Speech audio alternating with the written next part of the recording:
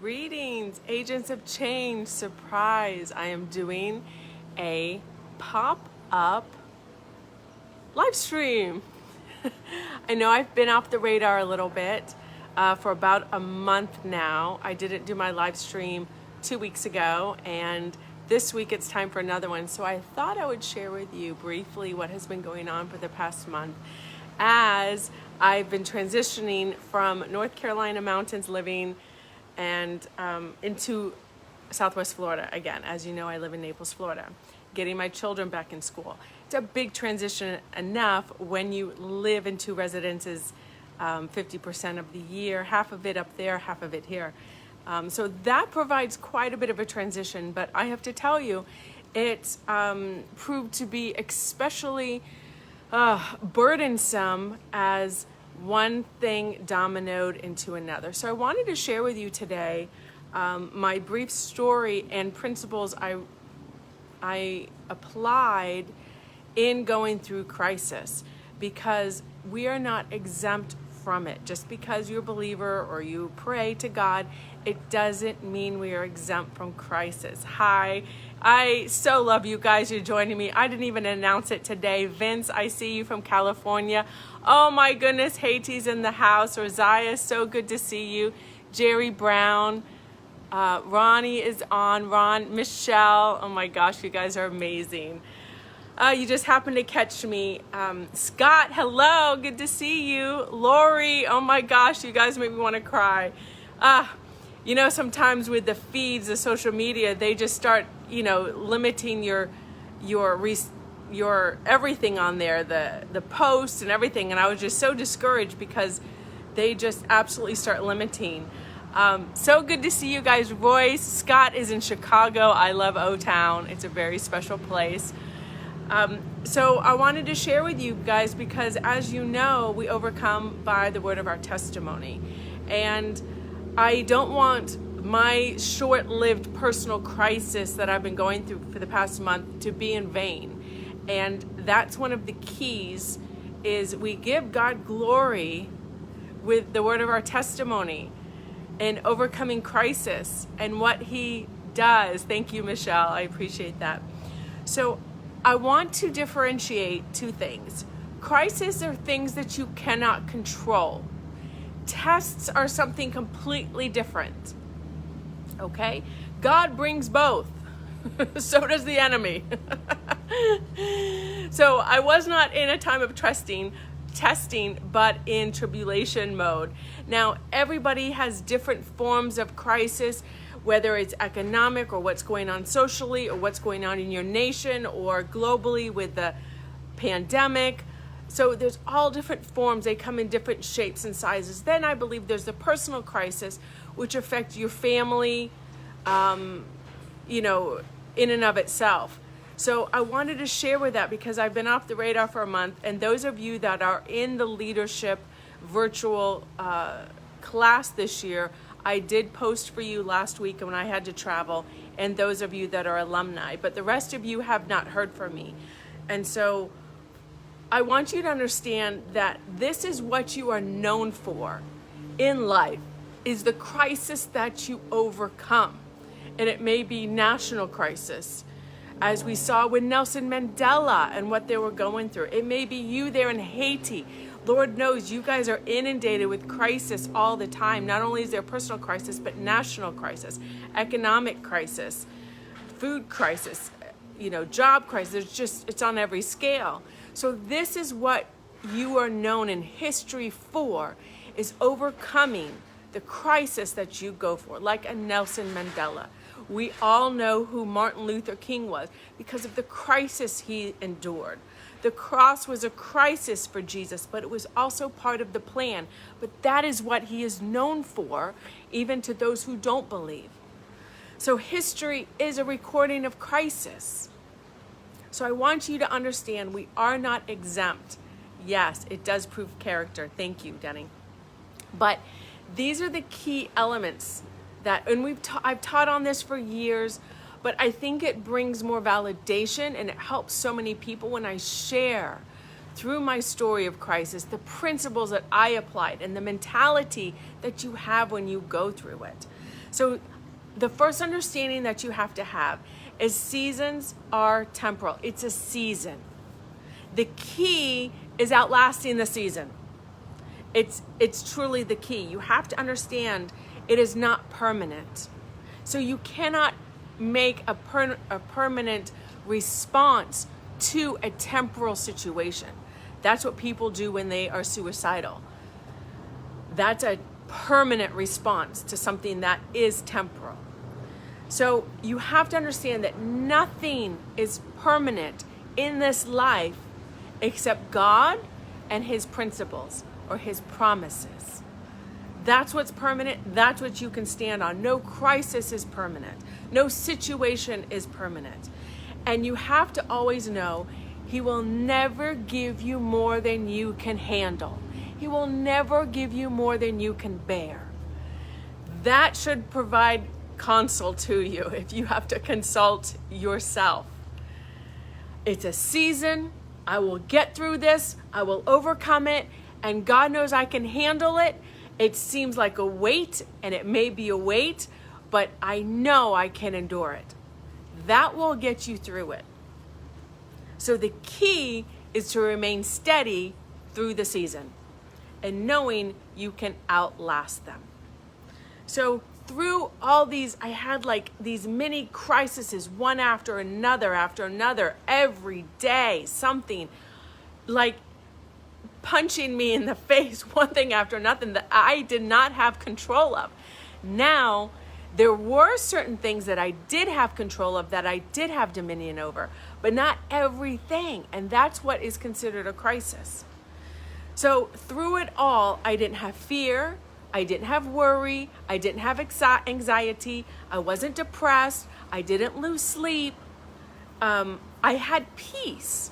And when you have the right mentality, because the foundation of your life is laid already prior to the crisis, that's why hearing the principles, hearing in faith the word of God, hearing the kingdom applicable keys that are necessary and applying them in your life is the key before the storms arrive. Because you don't know when they're going to hit you. All of a sudden, one day, all hell breaks loose and you're like, what in the world is going on? And then the next day, 5 more things bombard you. I was like, what the heck is going on? I didn't know what day it was. I didn't know what date it was. You just don't, you're just consumed by these things. And a lot of them had to do with my children or my dog or me with my health. And so you can still be in the middle of all this, but still have a peace. But at the same time, be frustrated, because I'm not going to lie. Emotionally, I was like, what? No, not again. Are you kidding me? So I want you to know that you can have your emotions. Of course, we are given to them. We don't react or make decisions out of them. We react and make decisions out of the peace and the principles that we know to be true. That's how we react to it. So the key is not whether you have a crisis or not. The key is, what is your foundation of your life built on? What is that substance? Jesus talked about it in a parable. It's either sand or rock. And the storm, the hurricane, hit both of them. Both families felt the wrath of the storm, tribulation, trials, whatever you want to call it. But the key is the foundation that it was laid on. Is your foundation laid on principles or people? Do you go run into everybody, talking and complaining about everything all the time? Just consuming your life with, you cannot waste your life on things that you cannot change and exhausting your energy in that form. You have to have a sure foundation. I only told 2 people, really, that I know have this same mentality. I know that they understand and that they can be a support to me. And I didn't go talking to them all the time or every day, just every now and then. But my faith wasn't in them. I didn't rely on them to help get me through this, because nobody could, only God could. There's no doubt about that. So is your foundation built on principles or people? Is your foundation built on fear or faith? I know so many people that everything comes from a fear paradigm in their life, and they react out of fear. I have none of that in me. I don't know why, but that was never in my childhood, never in my parents. But not everybody is so fortunate. Some people come from families or environments where there's fear or worry associated with it. I never had any of that. So we cannot have our foundation of our life built on people, other people, we go run into them, or fear. It needs to be principles and faith. And you overcome crisis by making sure you understand these principles and precepts of God and apply them to your life. And that's what Jesus said according to the principle. So both families heard, it was Jesus called one the wise man and one the foolish man. They both heard the teachings of Jesus. They both heard the principles. They both heard the keys to apply, but they didn't. Only one did. And Jesus called him wise. The fool, one ear and out the other. And I know you know plenty of people like that. So we must digest the word, apply the principles, and your foundation is on a solid ground. And when that hurricane comes, you will feel the wrath of the winds. You will feel and see the waters rise, the flood waters coming. But they will not affect your foundation. Your house will remain intact. Your life will not be in crumbles or shambles. A lot of time, crisis takes people out. We know mental health is a big issue right now because of the current global crisis. Now, it's ironic we cannot control the pandemic that happened and the lockdowns and the mandates that have happened. But I don't consider that a crisis because it personally didn't affect us. We just simply adjusted our sails. And honestly, we have thrived beyond a point we never dreamed imaginable. What the crisis has done for our business, our companies, and our life. It's been the most positive thing ever. But yet, when you go through a personal health crisis, that can hit you like a sucker punch and you didn't even see it coming. So we must expect change. We must expect crisis. That's the only way, that's the key, is preparing for it. And I know that's a tough one because a lot of us came from an environment where we are only built for blessings. That's the environment I came from. And then when my mom was diagnosed with cancer, I'm like, no, this is not an option. And I didn't know how to cope with that. I went running to my house, crying all day, praying to God, crying out to God, because my mentality couldn't comprehend how my mother, a woman of God, a woman of prayer, she knew the scripture, she lived it, she walked in love, she was a righteous woman of God. How she could be diagnosed with a deadly disease that eventually did take her out. And that was hard for me to comprehend. Hi, Suriname, Mexico. Oh my gosh, the international Quebec's in the house. Thank you guys for joining me today. I was expecting 3 people on because I didn't announce it, but I love all of you for joining. Thank you. I hope my testimony has helped you. So to give you a little bit of insight, and it doesn't seem like that much now, but when you're in the middle of it, we were transitioning to Florida. My dog had a major accident in the middle of the night. We don't know what happened, but screaming. Then the next day, we were leaving for Florida, which is a lot to pack up, organize, winterize the house. It's a 2-day consuming job. At the same day, I got a call from the doctor saying my latest biopsy came out to be skin cancer. And I had already for 7 months been dealing with 2 different skin diseases, I don't know, situations that were not, one was misdiagnosed, we didn't know really what it was. And so for 7 months, I was tormented. If you guys could see the pictures of what I was going through and not even able to sleep because of the constant itching. I didn't know if it was eczema, psoriasis, but none of the pictures I researched lined up to what I had. And the doctors didn't even know what it was. And it was tormenting me for 7 months. So all of that, and then I get a skin cancer diagnosis. And I'm like, okay, if I'd only gotten the skin cancer diagnosis, that's one thing. I can deal with that.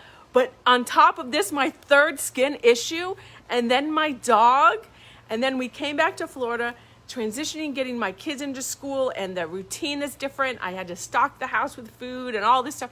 It was just a lot. And every day I'm taking my dog to the doctor, the next day the emergency room, the next day MRI. Turns out his disc had completely ruptured in the middle of the night, and they had to do spinal surgery on him. Well, now he has to sit for 2 weeks in a crate, which I can't crate. So I confined him and carry him like a baby, and he has to pee every 2 hours all night because of the steroids, like a baby, like an infant again. Then I had to go out to Texas to MD Anderson because my dad said, go to the best, go to MD Anderson in Houston, Texas, have them do the skin surgery, the Mohs surgery, any of you that are familiar with it. And I was just frustrated because I didn't want to just go out to Texas. I just wish I could have done it locally. And my dad's like, no. So then I get a flight out there. I chartered a plane because ours was in maintenance, which is fine. Thank goodness. I thank God for the resources. Can get on my own plane. Nobody's hitting me on a plane. Nobody's getting me sick on a plane. Anyway, there's so many fights on these commercial flights I see. So then, in the meanwhile, my biopsy wasn't healing. It was like a black hole, like crusted black skin. It was disgusting, like a carcass skin, like disgust. And I'm like, and it wouldn't heal. It was just black where the biopsy was. And I was like, this is just weird. It's like this black hole in my shoulder. And then that's when I got the results that it was cancer.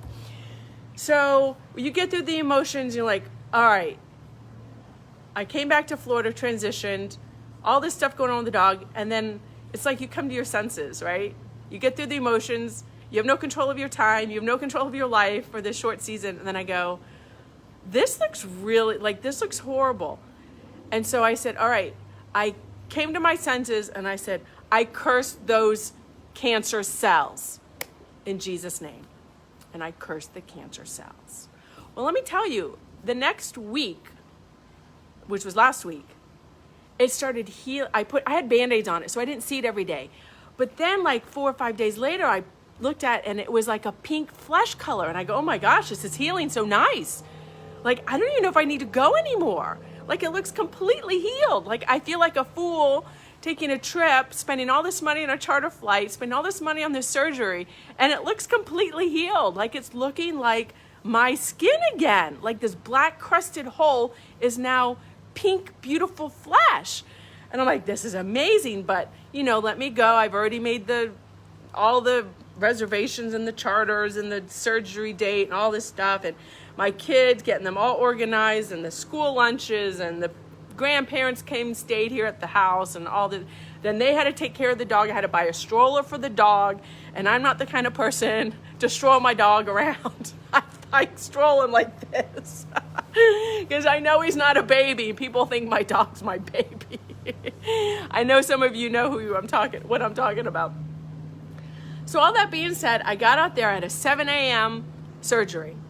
And the doctor came in, they prepped me for surgery, they did all this. And the nurse came, well, she was a resident doctor. She came in and she was prepping me for when the doctor came in. And so I had my gown on and I pulled, here I have this, it's like 5 stitches here. And I pulled my gown down here like this. So my shoulder was exposed so they could just do the surgery. And she said, can you please point out exactly where the area is that you're complaining about, that the biopsy showed? And I go, oh yeah, it's right there. And she's like, oh, and you could barely see it anymore. So she marked it with her pen and all this stuff. And they do markings because of the Mohs surgery, the way they do it. And she's like, okay. So basically it was gone. So then the big doctor came in and she goes, I got to tell you, there's really nothing here. It looks great. The biopsy, yeah, we saw some stuff, but I don't think it was as crucial as they thought it was. But while you're here, we might as well cut out some stuff. And I'm, okay, sounds good. And they had told me, surgery can go 4 to 5 hours. And here, I wasn't even in there 45 minutes. And they're like, you can go. So I'm texting the pilots at 9 in the morning, because a charter flight, you come and go as you please. I'm texting them, I'm headed to the airport, it's 9 a.m., I'm out of here. And he's like, oh, the other pilot went, he's off, and we're waiting for the new pilot to come in today, and we thought you wouldn't be back till 4 or 5. And I go, well, nope, my surgery was good, I'm good, they stitched me up, I'm good. So I'm headed back, I'll be at the airport in an hour. Let's go home, I wanna get home, I wanna be with my kids. Shiloh was sick, Maverick was sick. They got sick 2 or 3 times in the past 3 weeks. They kept getting sick because we've been in the mountains, haven't been around anybody. I got sick also 2 weeks ago. It's probably COVID. Who will ever know? You don't know if the tests are right or not, so I don't even bother. It was a really weird cold. Anyway, I don't even care because I know the keys, the zinc, and I know what to do. So anyway, I was sick, all this stuff. I can't even remember all the crisis because it was just I was inundated. I can't even remember, and I tried not to anyway. So then I'm at the airport waiting all day, and as it's time to leave, and I'm telling you this for a reason, as it's time to leave, it's 3:34, the new pilot's supposed to be here by now, and the storm's coming in, and I'm like, great, now we're not going to be able to take off because of the storm. I just want to get home, and there's an hour difference. Now I'm not going to get home till 9, 10 o'clock tonight. I've been ready since 9 a.m. I was a bit mad. But then I got over it, and I got a lot of work done that day. So we get on the plane, we take off in the storm, we're up in the air for about 30 minutes, and I'm like, I don't care about this turbulence, I don't care, I'm fine, I just want to get home. It didn't matter to me. And 30 minutes into this flight, we're just in this, it's a jet plane, so there's 2 jet engines, which you always fly with 2 engines, and the pilot turns around at me, and he goes, oh, listen, I'm getting all these alarms, the left engine, we're not sure what's going on, but we got to turn around and do an emergency landing. And I go, okay. And that was that. And he turned back around and started turning around and flying. And I said, angels, take charge of this plane. I had Wi-Fi on the plane. I text my 3 people that know how to pray and that care, and that I trust, that understand the principles and know how to pray. And I said, angels, take charge. I'm not worried about it. I had a peace. And we landed. When I landed on the runway, there was 2 big fire engines and 3 emergency vehicles. So there's 5 emergency vehicles with their lights on, just in case something happened to the plane. So we get off the plane. It's in the storm. I'm back in Houston. And I'm like, I just wanted out of this place. I want to go home. I just had surgery. I want to get out of here. This was on Wednesday, just so you guys know, last week. And I'm sitting there talking to the pilots and some other pilots that were sitting in the waiting area. And the pilot was describing, my 2 pilots were there, and the one pilot was describing, the alarm went off for the left engine, and then all of them went off. Like, everything was lit up. And he goes, but Trista, when I turned around to tell you we had to turn back for an emergency landing in the middle of the storm, you were fine. I go, yeah, I'm not worried about it. I had a peace. I said, listen, I know it's not my time to die. The surgery proved it. The skin cancer cells, I cursed, they're gone, and it's not my day. And I said, and I prayed. And he goes, well, I'm sure glad you prayed because there were 2 atheist pilots flying the plane. And I said, well, you better be glad I was on your plane then. And they just looked at me. So that's like my 3 weeks in a little nutshell, but I wanted to share the principles with you because you can't plan for crisis, but you can be prepared for it by understanding the principles. So I am going to end with this. The 3 key elements that I personally utilize when you're going through a transition of season of tribulation. Number 1, the key is your mentality, which already has to be concrete, solidified before the tribulations come. The principles applied and your foundation's already set. You don't have time to do it in the middle of crisis. Number two, the key element, your community. Having the support from a few people. You don't need a lot of people. And you know what? It may not be anybody in your family. But it's people with the mentality, the kingdom mentality that understands how to pray and understands these elements already. So you just need the right community to be in. And then thirdly, the third thing that I had to do, your environment. Your environment is everything. And Dr. Miles, he looked at me one time, we were in St. Martin in a private, because I flew with him in his plane, we're in the private FBO, and we were in the waiting area waiting for people to come pick us up. And he was listening to his worship music on his iPad.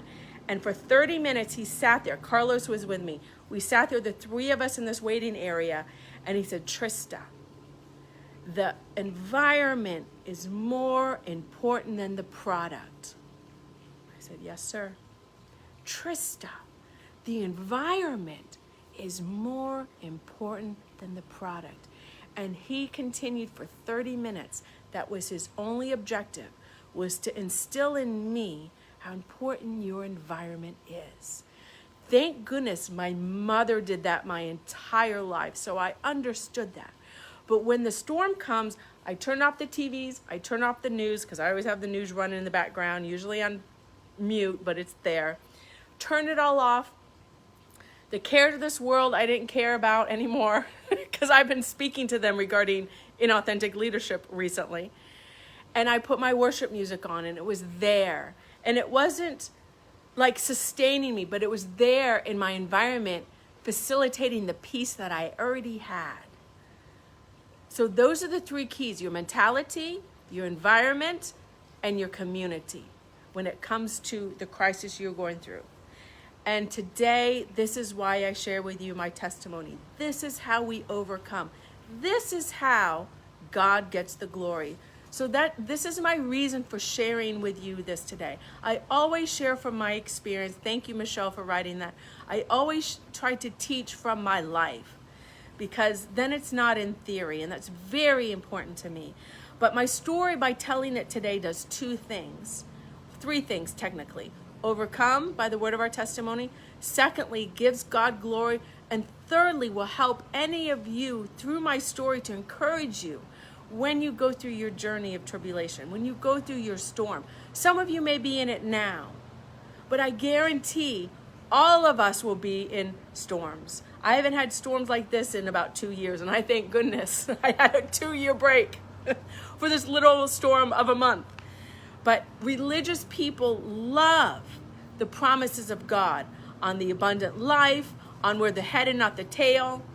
But what about the promises of trouble and tribulation? We don't like talking about that, but they are guaranteed. Jesus promised, but he says, I have overcome them all. And he gave us the keys how to. So you need the right environment, you need the right mentality, and you need the right community. So these things are guaranteed to happen, but the difference is if you've applied these principles in your life, your house will remain intact. You will feel the wrath of the storm, but your life will not be in shambles when it's gone. So application of the principles whose foundation is already laid properly is the key, and that's the difference. That's the entire difference according to Jesus in the parable. With someone's life who falls apart and in despair and in depression or suicidal, and someone who comes through it with everything still intact and overcomes it and stands firm until the end. And I leave you with this. When I was sitting there, as soon as the pilot turned around and said, we are turning around to go back into the storm for an emergency landing, and then he turned back around in his seat and wasn't facing me anymore, my first thought was, I thank God I don't have faith in those pilots. I thank God my faith are in my angels. They take charge of this plane and everything that concerneth us. You have to understand, Romans says the angels take command of the heirs of salvation. So it is their responsibility to take charge of everything that concerns you. I don't pray to angels. I command them when it's time to take charge. That is what we do. And that was my first instinct. I thank God I don't have faith in these. If my faith was limited to the men flying my plane, Lord have mercy. I don't know them, number one. Number two, I don't know anything about this chartered plane that I'm in. And this engine, I'm sitting on the left side and it's right here. If it blows up any second, I don't know. They were expecting it. They were prepared for it with all the emergency vehicles. So I thank God, my faith, and we have to make sure our faith is in God, period. That's it. Not the wings of man, not in men, but in God, period. I didn't have faith in the doctors cutting my skin or the pilots flying my plane, but faith in God. And that's what Jesus said when he was talking with Peter. He says, I pray your faith fails you not. So thank you, my friend, for joining me. Messina, you're on. Jerry, you've stayed with me the whole time. I know it was a bit long-winded, but I had to share my testimony. Thank you. Kristen, I see you. Doreen, hands up. Jerry Brown, hallelujah. Thank you, Kristen. Philip Hall, those of you, Shorlanda, that have joined last minute. Renee, I see you. I love you, my dear. So good. So good. I love you guys. What an amazing community we have. You know, that's what makes this community, is the common unity, our mentality. That's it. That's what we have. And I think you guys are a very special group of people, true agents of change and making a difference for the kingdom of God in your nation. My Bahamian sister, Renee, I see you. Yes, Jerry, all you people. I haven't been reading, but Haiti, Rosias, I want to thank you for joining us. Thank you for listening to my, yes, thank you, Scott. To the King, Messina, to the King. I love you guys. I'll see you in 2 weeks. I'm going to get back on with social media. I turned all that off. I wasn't on social media. I wasn't TV. My praise and worship going on because the environment is more important than the product. I love you guys.